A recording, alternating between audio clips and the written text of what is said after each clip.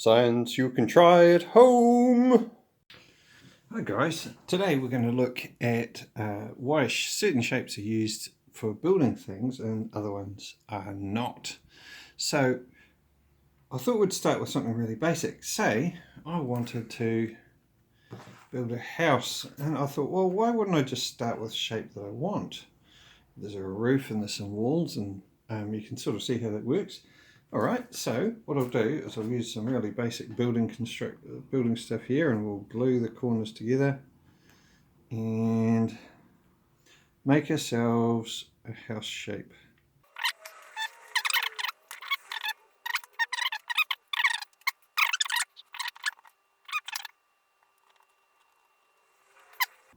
Here we have our frame. It doesn't look too bad. You sort of think, yeah, that could be quite a good start for a house. But oh no, some wind is coming along. Oh, look what's happening here.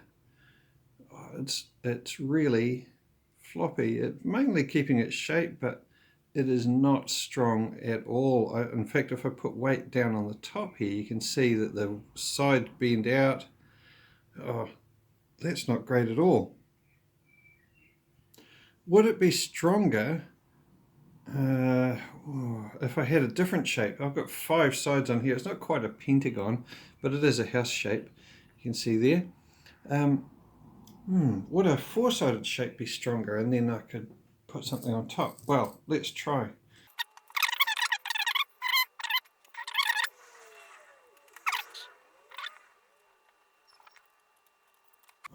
Look, straight away you can see there's the same problem. It's flopping all over the place. Wind from either side would make this shape fall to bits almost straight away. Even when the glue sets, it's not strong enough. It twists this way and that way and that way. It's stronger than the 5-sided shape that we had, but it is still not strong. You couldn't start building a house like that. It would start falling to bits. You get your walls would be on an angle, they'd be all twisted.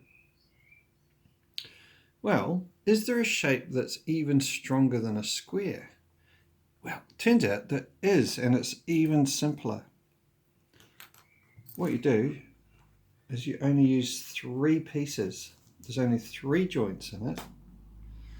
And we put those together. We'll try to do that as efficiently as we can. This time using exactly the same materials. Just ordinary hot glue from the $2 shop, some skewers again from the $2 shop, ordinary things like that. If we do a comparison with that,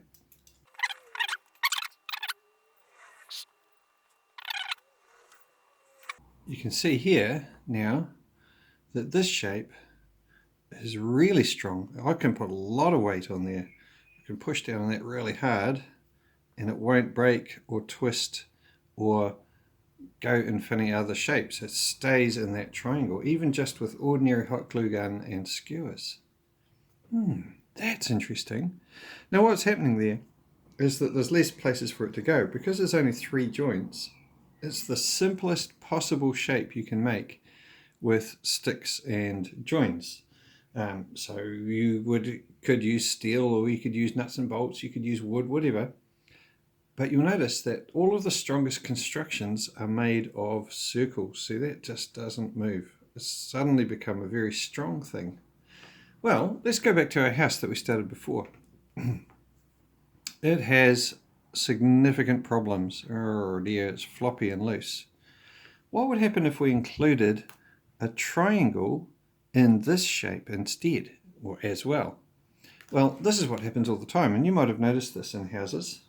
If you add one more stick, in this case, put that there, you can see that there is a triangle made in the roof there. So in your house it probably is a bit like this. You have a room that's essentially square and the roof is triangular, which makes the whole structure a lot stronger. Now it's only part the way there. The walls are still weak.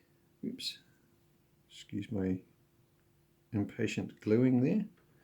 The walls are still weak, but now my roof is really strong and the whole thing is starting to get tighter.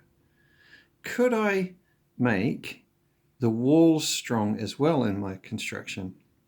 Oh yes, I could. And this is something that you'll see in buildings all of the time, something called cross bracing. So what they do is they take a stick that is designed to be the width, the length from here to here across there. And you'll notice that if I glue that in there, it's going to make two triangles. What this does is it changes my wall and roof from being really weak and floppy and easily blown down by a gust of wind into something that's actually really quite strong. Now I've laid it flat on here to help the construction, but in a real building it would be sort of standing upright. And you can see almost instantly that my wall and roof has gone from being really, really weak into being quite strong. They can take a lot of weight. And I've got 1, 2, 3 triangles building this wall now. Just by adding a few extra sticks, I've turned them from squares and or pentagons or whatever other shape into a series of triangles. Then all of a sudden it's really strong. Now if I was going to carry on building, I could put another wall on this side and make a bit of a cube and put a roof on top. And in fact, to make the whole thing strong, I would just keep using more and more triangles. This shape here, for example, though, it's weak at the moment, but here's a cool thing. You only need one triangle in a wall, and it doesn't even need to be right the way across, and it changes the whole dynamics of the shape. It becomes much stronger, even just by adding one little triangle. So let's try that. If we put a bit of glue there and a bit of glue there, so it's only one corner.